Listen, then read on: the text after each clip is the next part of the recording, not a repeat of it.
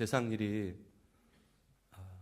우리가 바라는 대로 다 되면 얼마나 좋겠습니까? 네. 그것이 뭐 공부든 사업이든 직장이든 때로는 신앙도 때로는 이렇게 잘 안 될 때도 있고 또 잘 될 때도 있고 우리에게 이와 같이 흥망성쇠가 있는 것 같습니다. 잘 될 때에도 중요하고 잘 못 때에도 참 중요한데 잘 안 될 때가 더 우리에게 중요하지 않나 싶습니다. 오늘 말씀을 통해서 침체를 회복하는 그것이 신앙이 됐든 우리 마음이 됐든 우리 삶이 됐든 침체를 회복하는 그런 은혜를 나누기를 원합니다. 오늘 본문에 나오는 주인공은 너무나 잘 알고 있는 엘리야 선지자입니다. 대단한 사람입니다. 아마 성경 역사에 이런 일을 행한 사람이 흔치 않습니다. 우리가 잘 알듯이 비가 오지 않기를 3년 6개월 동안 기도하니까 비가 오지 않았습니다. 엘리야는 바알과 아세라 선지자, 우상을 숭배하는 선지자들과 영적인 싸움을 갈멜산에서 850명과 혼자서 감당해서 싸움을 이겨낸 사람입니다. 하나님은 그때 엘리야 기도를 들어주셔서 하늘에 불을 내려주시고 재물과 나무와 돌과 흙을 태우시고 심지어는 도량의 물까지 핫아버리시는 그런 은혜를 경험한 사람이 바로 엘리야입니다. 이제는 또 갈멜산 꼭대기에서 비가 오기를 다시 기도했을 때 비를 허락해 주신 은혜를 경험한 사람이 바로 엘리야입니다. 대단한 사람입니다. 그런데 이 엘리야가 오늘 본문에 보게 되면 아주 허망하게 요즘 말로 한 방에 그냥 이렇게 쓰러지고 이렇게 침체에 빠지는 것을 보게 됩니다. 그 이유는 그 당시 왕비였던 이세벨이라는 왕비가 있었는데 이 왕비가 엘리야에게 사람을 보내서 내일 이맘때 너를 죽이겠다 협박을 합니다. 그렇게 강하고 그렇게 능력의 사람 이 엘리야가 이 협박을 받고 갑자기 이렇게 침체에 빠져버리게 됩니다. 그래서 이제 광야로 가서 로단나무 아래 가서 이 엘리야는 하나님 나를 좀 죽여달라고. 그러다가 잠이 들었습니다. 그때 하나님께서 천사를 보내서 엘리야를 회복시켜 주십니다. 잠자는 엘리야를 깨우시고 떡과 물로 먹고 마시게 하신 다음에 또 잠을 자고 또 다시 천사가 와서 엘리야를 깨우고 다시 먹게 하고 그 음식물의 힘을 의지해서 40주야를 가서 하나님 산 호렙에 이르게 됩니다. 그래서 하나님을 만나게 되고 다시 사명을 붙잡고 침체에서 빠져나오는 그런 이야기가 오늘의 본문의 내용이 되겠습니다. 누구라도 찾아올 수 있는 거예요. 아무리 능력 있는 목사라도 찾아옵니다. 저도 찾아오고 여러분도 신앙생활하면서 이런 때가 있었을 것이고 지금 그럴 때가 있는지도 모르겠습니다. 사회생활하면서 또 세상 살아가면서 나 자신이나 환경이나 가족을 보면서 지치고 힘들 때 우리는 또 이렇게 침체에 빠질 수 있다고 생각합니다. 누구나 겪을 수 있는 이 어려움, 마음의 어려움, 어떻게 극복하고 회복할 수 있겠는가? 오늘 말씀을 근거로 몇 가지를 보겠는데요. 첫째는 충분한 휴식을 통해서 육체적인 탈진에서 벗어났다라는 것을 우리가 볼 수가 있겠습니다. 자, 엘리야를 만나 주신 하나님. 저는 이 말씀 보면서 하나님이 참 얼마나 우리를 사랑하시고 얼마나 우리 인격적으로 다가오신 분인지를 다시 한번 발견하게 됩니다. 보통 사회에서는 그런 직분이 있으면 과정을 적혀놓고 왜 이렇게 됐느냐 따져 묻거든요. 네가 이 시대의 선지자야? 왜 기도 안 하고 그렇게 도망가서 잠을 자고 있어? 지금 뭐 하는 짓이야? 라고 이렇게 책망하지 않았다는 겁니다. 네가 어쩜 이럴 수 있니? 라고 말하지 않았다는 거예요. 잠을 재우고 먹을 것을 주고 물을 마시고 또 잠을 재우고 또 성경 말씀대로 어루만져 주세요. 잠 잘 잘 수 있도록. 충분히 쉬도록 시간적 여유를 주는 거예요. 지금 때가 어느 때인데 이렇게 잠을 자고 있느냐라고 말씀하지 않으시고 자 그래 자 먹어 쉬어 어루만져 주시고.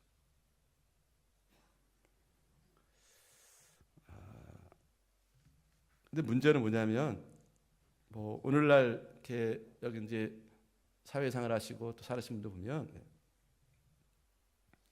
과로가 문제인 것 같아요. 충분히 쉴 시간. 학생들도 충분히 놀면서 공부하고 경험을 살아야 되는데 그냥 아침부터 밤까지 공부해야 되고. 직장인들 보십시오. 웬만한 사람들은 야근하기를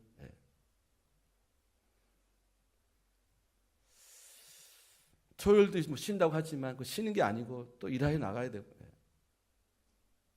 요즘은 백수도 과로사 한다고 그러잖아요. 그렇죠?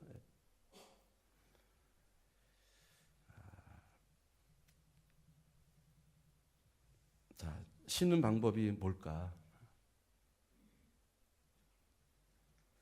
어떤 글에 보니까 이렇게 얘기를 하더라고요. 인생살이를 숙제하듯이 하지 말고 축제하듯이 하라는 거예요. 축제.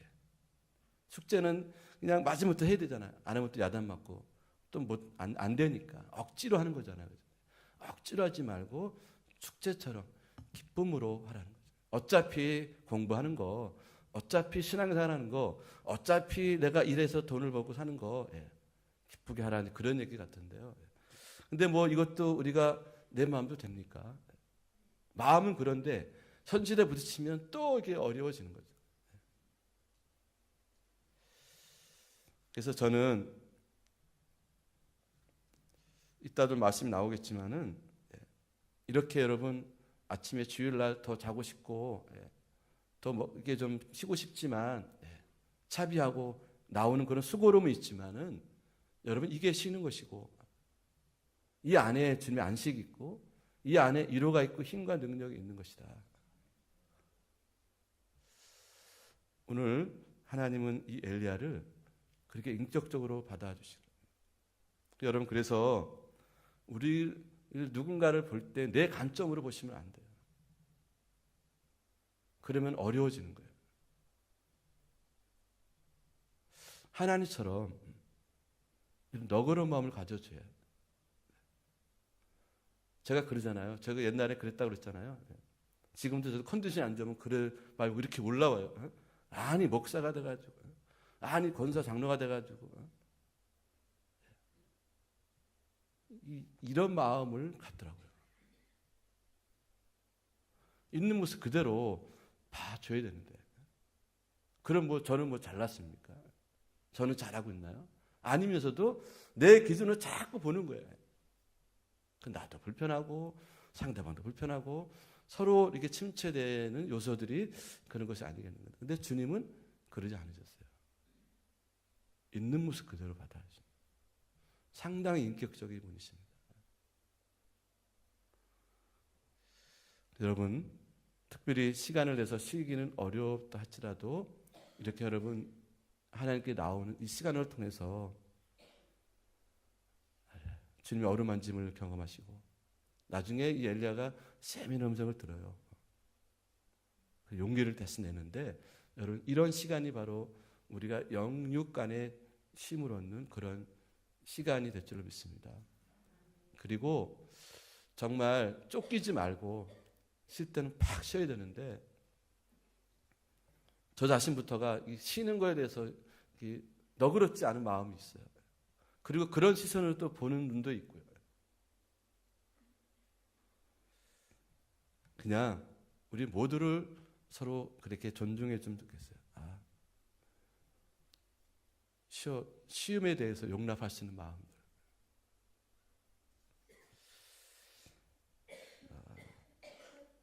그래서 우리는 그것을 통해서 오늘 엘리야가 이렇게 갑자기 침체에 빠졌지만은 하나님이 그를 만나 주시고 하나님의 만남이 바로 침체에서 회복하는 그러한 길인 것을 우리가 교훈을 얻고 있습니다. 여러분, 우리가 이제 운전을 하시잖아요. 저도 이제 몇 번 그런 경험이 있는데 이 배터리를 교환할 시기를 잊어버린 거예요. 시동이 안 걸려요.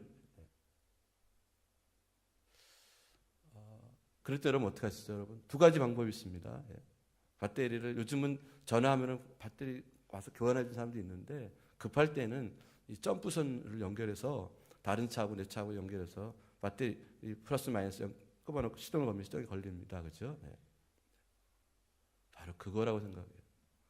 내가 시동이 멈춰졌습니다. 침체에 빠졌습니다. 어렵습니다. 힘이 들어요. 나 혼자 극복하기에는 이것이 너무나 너무 힘들고 어려움이 있습니다.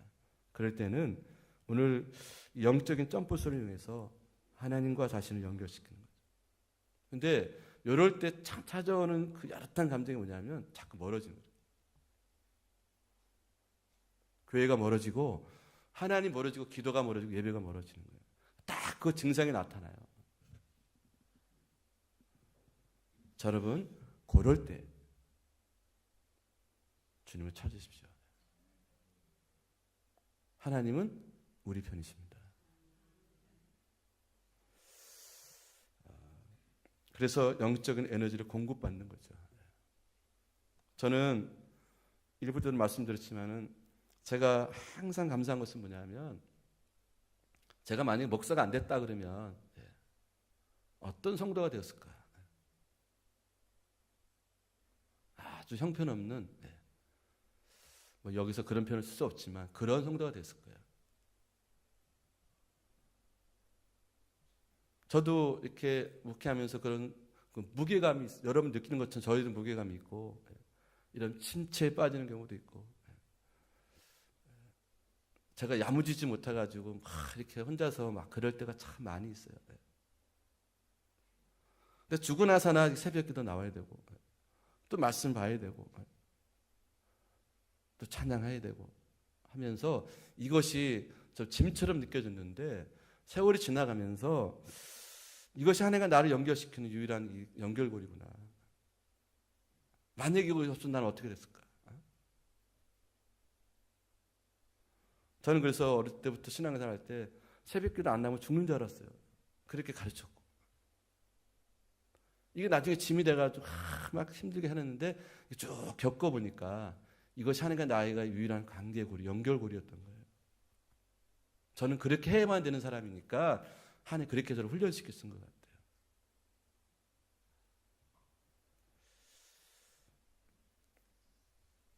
오늘 8절에 보게 되면요, 엘리야는 힘을 내서 하나님의 산 호렙에 이뤘다 그렇게 말씀하고 있어요. 호렙은 우리가 잘 알고 있는 모세가 하나님 만났던 곳, 십계명을 받았던 곳, 그 신의 산이 또 다른 이름이 호렙산이에요. 그 이스라엘 백성들에게 있어서는 특별한 의미가 있는 거예요.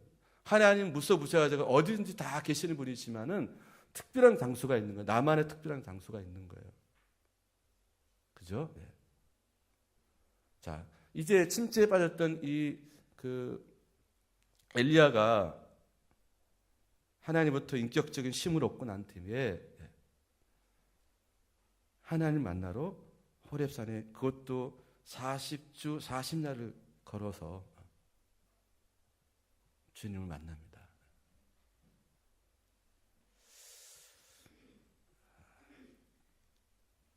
여러분, 신앙생활 하면서 이렇게 좀 권면해 드리고 싶어요. 예배에 나오는 거 각자의 기준이 있을 겁니다. 근데 이러지는 마세요. 못 나가는 상황은 있을 수 있습니다. 근데 나는 일부러 안 나가는 일이 없었으면 좋겠어요. 왜? 하나님 만나는 시간이기 때문에. 우리가 하나님부터 여러 가지 세상을 살아가면서 침체에 빠졌던 우리가 그 만남을 통해서 회복을 얻는 유일한 채널이고 통로인데 내가 의지로 이것을 막지를 말라. 못 나오는 한이 있어도 나오려고 한번 애를 쓰라는 겁니다. 여러분 이게 별거 아닌 것 같은데도요. 정말 하나님의 은혜가 있어요. 우리 옛말에 이슬비 옷 쫓는다고 그랬습니다. 예배 생활, 기도 생활 꾸준히 하신 분들 별거 아닌 것 같죠? 결과가 달라요. 어느샌가 은혜의 사람, 성령의 사람이 되어가 있어요.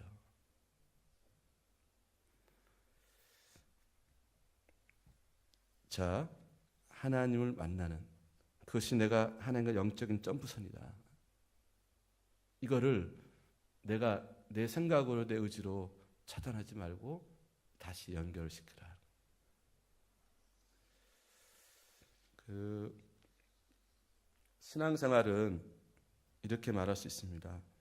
하나님과 함께하는 거예요. 동행하는 거예요. 아까 우리 장로님 기도하실 때도 그렇게 기도하셨는데 하나님과 동행하는 거예요. 이것이 여러분 얼마나 큰 힘이 되는지 몰라요. 근데 우리가 신앙생활 하면서 이런 은식을 갖지 못할 수가 있어요. 하나님 나와 함께 하신다. 그래서 이 하나님 함께 그 만남을 통해서 우리에게 영적인 유익을 주는 것뿐만 아니라 이런 육체적인 유익도 정신적인 유익도 우리에게 주시는 분이세요. 그래서 옛날에 제가 중고등학교 다닐 때 교회에서 성경 퀴즈 하면은 이런 퀴즈를 했습니다. 요새 라면이 새로 나와. 옛날에는 삼양라면, 농심라면 두 개밖에 없었잖아요. 그죠? 새로 나온 라면이 있대요. 이건 너무나 좋은 라면. 무슨 라면이 이게? 예수님이라면 이렇게 했던 그런 그 퀴즈 냈던 적이 있었잖아요. 그죠? 예수님이라면 이 상황을 어떻게 할 것인가? 어떻게 말할 것인가?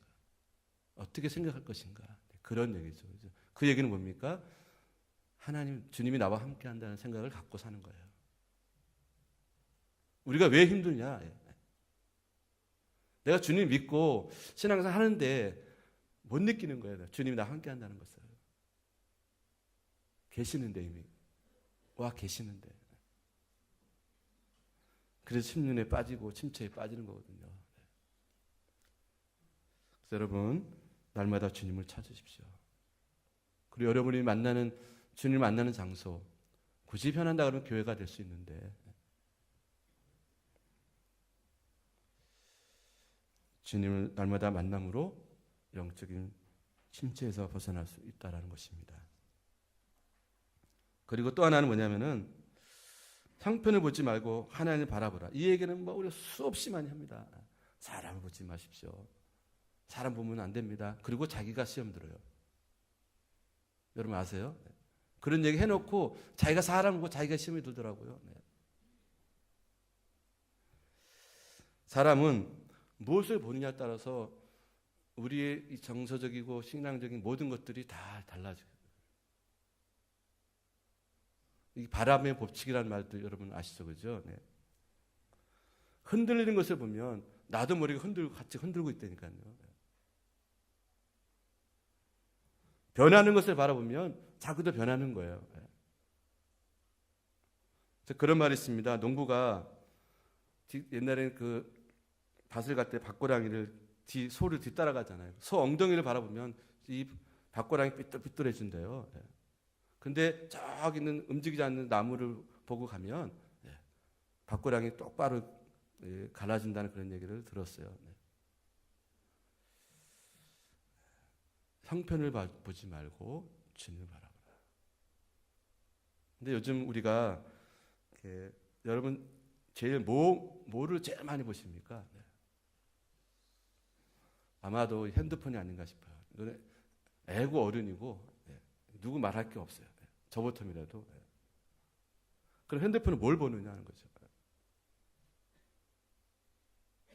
여러분 말씀 보십니까? 좋은 소식 보시나요? 네.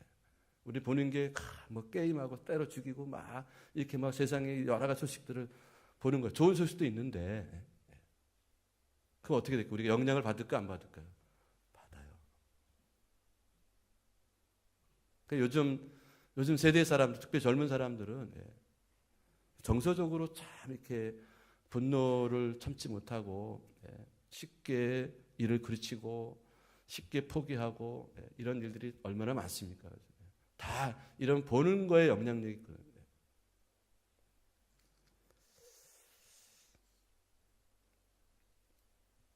자, 우리가 누구를 보느냐, 무엇을 보느냐. 모세의 시대 이스라엘 백성들 보십시오. 이스라엘 백성들이 이제 출애굽을 했잖아요. 애굽에서 노예 생활을 하다가 나왔습니다. 만사형통일 줄 알았죠. 그랬더니 또 이 광야에서 먹을 거 없네요. 물이 없네요. 이 현실만 바라보고 막 투덜을 걸기 시작하는 거예요. 왜 우리를 종살이하게 놔두지 왜 끌고 나가지고 우리 고생을 시키느냐라고 시작하면서 하나님 원망하고 모세를 원망합니다. 이스라엘 백성들은 한결같이 문제를 봤습니다. 그런데 한 사람 모세는 그 문제가 있을 때마다 뭐 했어요? 하나님께 엎드려 기도합니다. 이 차이. 자, 그러면 우리는 어떤 사람입니까? 모세 같은 사람입니까? 이스라엘 백성 같은 사람입니까? 우리 침체의 원인이 뭐냐면 알죠. 알지만 알면에도 불구하고 우리는 초현실적인 사람들이기 때문에 현실을 보는 거예요.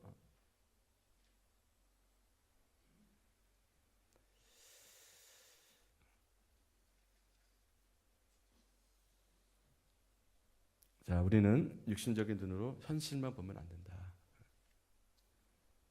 영적인 눈으로 현실을 넘어서 역사하시는 하나님을 바라봐야 된다. 그럴 때 우리가 침체에서 벗어날 수 있다라는 거죠. 자, 또 하나는 뭐냐면은 이제 엘리야를 통해서 보면은 엘리야는 지금까지 큰 일을 했다고 말씀드렸습니다. 이제 보니까 자신의 역할이 다 끝난 것 같은 거예요. 그 850명 그 선지자들과 싸워서 이겼습니다. 그 물 때문에 몇 년씩 고생 난리가 났는데 물이 또 비가 내렸습니다. 이 정도면 이제 백성들도 어느 정도 하나님을 알고 믿고 했겠지. 그래서 침체에 빠지는 거예요. 여러분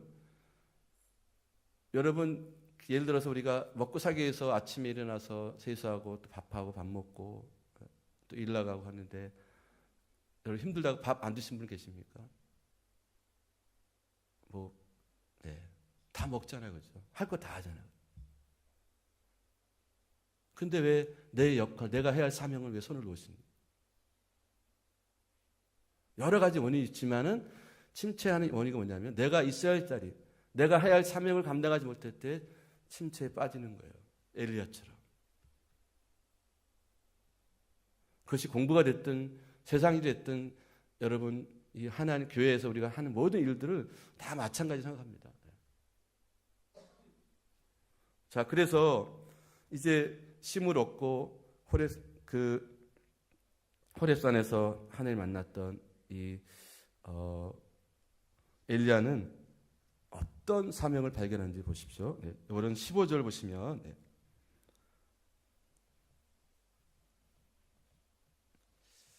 그 아람 왕에게 기름을 부어서 왕을 세우라는 겁니다. 하사엘에게 기름을 부어서 아람 왕이 되게. 이방 나라인데 왕을 세우는 일을 하라고. 엘리야는 상상도 못한 일입니다. 또 16절에 보게 되면은 이제 그 예후를 기름을 부어서 이스라엘의 왕이 되게 하라. 그리고 또 하나 엘리사에게 기름을 부어서 너를 대신하여 선지자가 되게 하라. 자, 여러분 사명을 다시 세워주시는 거예요. 자, 지금 자기가 큰일 했기 때문에 다 끝난 줄 알았는데 하나님 멈추지 않고 계속해서 하나님 일을 하도록 말씀하시는 거예요. 이것은 무엇을 우리에게 교훈해 주냐면요, 우리가 침체에 빠지지 않기 위해서는 여러분들이 해야 할 일들을 멈추지 말고 계속하라는 겁니다. 신앙생활은 쉼이 없는 거예요. 나이를 따질 것이 아니라 이것은 어떤 사람이라 할지라도 누구나 우리 각자가 맡은 역할이 있습니다. 이걸 쉬면 안 된다. 왜 오늘날 한국교회가 침체에 빠졌습니까? 우리가 감당해야 할 사명을 감당하지 않기 때문에 그런 겁니다. 세속적으로 자꾸 흘러가 버리는 겁니다. 그러니까 약해지고, 그러니까 이런 문제가 자꾸 생기는 거거든요. 영혼 구원하는 거, 이것이 교회의 큰 사명이잖아요. 그런데 지금 뭐들 하고 있습니까, 우리가?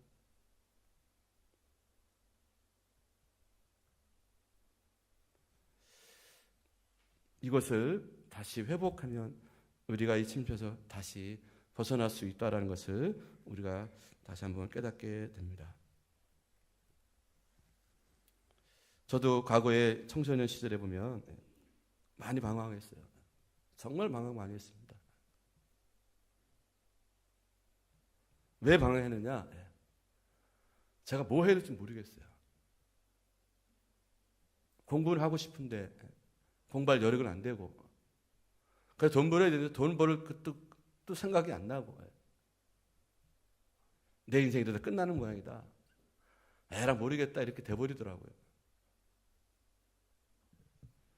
근데 예수를 믿고 예수를 만나고 나서 제가 하나님께 받은 그 은혜는 뭐냐면, 너는 존귀한 사람이라는 거예요. 내가 너에게 하나님의 사명을 주겠다. 제가 이렇게 목회를 하게 된 것도,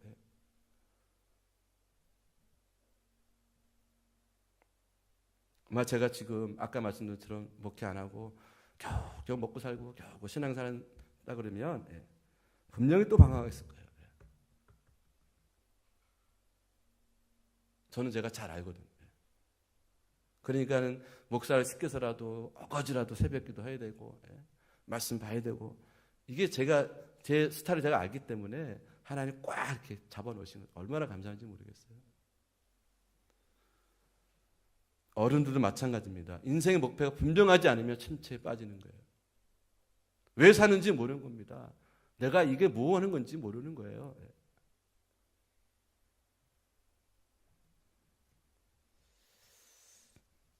여러분, 열심히 주의를 하다가 방황하거나 영적인 침체에 빠진 사람들이 있습니다. 원인이 여러 가지가 있지만 결정적인 원인은 뭐냐면 사명을 잊어버리는 거예요. 내 역할을 잊어버리는 거예요. 여러분, 이것은 하나님과 나의 관계의 문제입니다. 누구 때문에, 너 때문에, 이것 때문에, 이거는 핑계예요. 이러면 안 되는 겁니다. 하나님과 나의 관계 속에서 내가 해야 할 사명이 있는 거예요. 그래서 여러분, 우리가 이런 사명과 비전이 흔들릴 때 침체에 빠지는데, 다시금 하나님과 내게 부여하신 그 비전을, 소망을, 사명을 집중하고 그걸 붙잡으라. 그리고 마지막으로 또 한 가지 뭐냐면요, 오늘 본문 19장 10절 보게 되면은 엘리야가 그런 얘기를 합니다. 오직 나만 남았거늘 그들이 내 생명을 찾아 빼앗으려 합니다. 다 없고 자기 혼자라는 거예요. 그리고 14절에서도 또 얘기합니다. 두 번이나 오직 나만 남았거늘 그들이 내 생명을 찾아 빼앗으려 합니다. 주님 아시잖아요. 850명대 내가 혼자 싸웠지 않습니까? 이 얘기를 하고 있는 거거든요. 근데 정말 그랬을까 하는 거죠. 우리가 가장 힘든 게 뭐냐면 나 혼자라는 그 고독감이 잘 힘든 거예요. 누구도 알아주지 않고 이해해주지 않고 함께할 사람이 없다라는 것이 우리 절망에 빠지는 거. 그래서 자살하는 거거든요. 자, 그런데 그러한 하나님께서 뭐라고 말씀하시는지 여러분 오늘 18절 한번 보십시오. 그러나 내가 이스라엘 가운데 7,000명을 남기리니 다 바알에게 무릎 꿇지 아니하고 다 바알에게 입맞추지 아니한 자라. 엘리야는 상상을 못했어요. 자기 혼자라고 생각했었는데 하나님 믿음의 동력자들을, 정말 순수한 믿음을 지킨 사람들이 700명도 아니고 7,000명이나 남겨졌어요.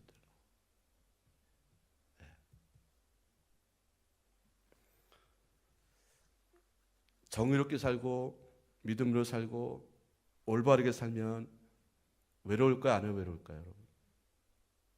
외로워요. 왜 그런지 아십니까? 세상은 죄악된 세상이기 때문에 그걸 인정해 주지 않아요. 같은 교회 안에서도 뭐 지만 뭐 신앙생활하나? 이렇게 평가를 받아요. 희한한 세상이죠. 그 고독감이라는 것이 있는데, 오늘 저는 이 말씀 보면서 그래, 하나님이 나에게 돌아보면 정말 힘들게 하는 사람도 있지만 정말 좋은 사람들이 더 많다는 걸 알게 돼요. 아내가 아직 있고 사랑하는 딸들이 있고 우리 사랑하는 성도님들을 같이 이 믿음을 지금 함께하고 있는 것을 잊어버리는 거예요. 내가 힘드니까.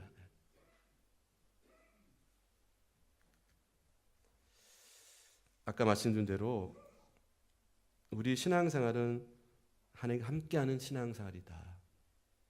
그거를 우리가 이제 임재의식이라고 그럽니다. 하나님 나와 함께한다는 의식을 갖고 사는 거예요.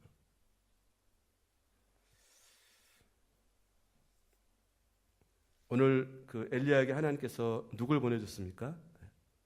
천사를 보내줬다고 그랬죠. 그죠? 여러분 한번 말씀을 보실까요? 히브리서 1장 14절입니다. 네. 자, 모든 천사들은 섬기는 영으로서 구원받을 상속자들을 위하여 섬기라고 보내심이 아니냐. 하나님이 우리를 위해서 천군 천사를 보내서 우리가 혼자 있지 않고 홀로 있지 않고 우리가 버겁고 힘들 때 그 천사를 통해서 우리 하나님의 도움을 섬기로 허락하시는 거예요.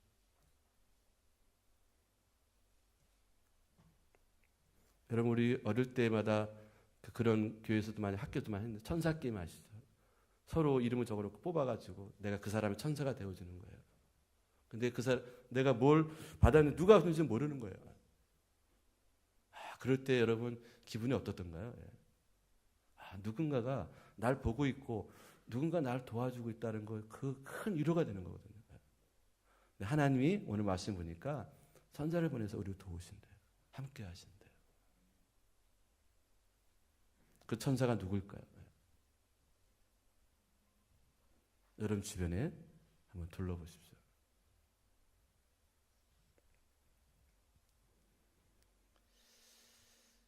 무엇보다도 우리 예수님께서 말씀하셨습니다. 마태복음 28장 20절 한번 보기를 원합니다. 마태복음 28장 20절 같이 한번 읽어볼까요? 시작. 내가 너희에게 분부한 모든 것을 가르쳐 지키게 하라. 볼지어다 내가 세상 끝날까지 너희와 항상 함께 있으리라. 아멘. 네, 세상 끝날까지 주님 우리 함께 하신다고 하십니다.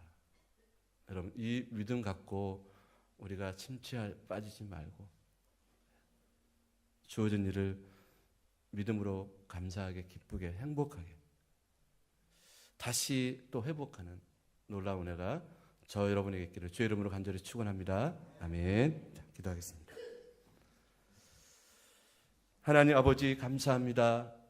오늘 예배를 드릴 수 있음에 감사하고 이 말씀을 통해서 나도 이럴 수 있는데 또 하나님 이렇게 세우시고 다시 한번 우리를 회복시키시는 은혜를 깨닫게 되었습니다.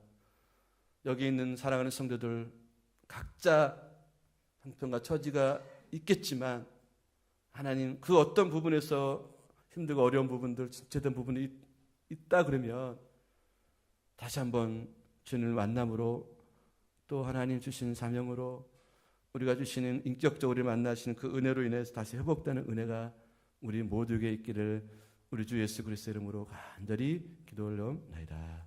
아멘.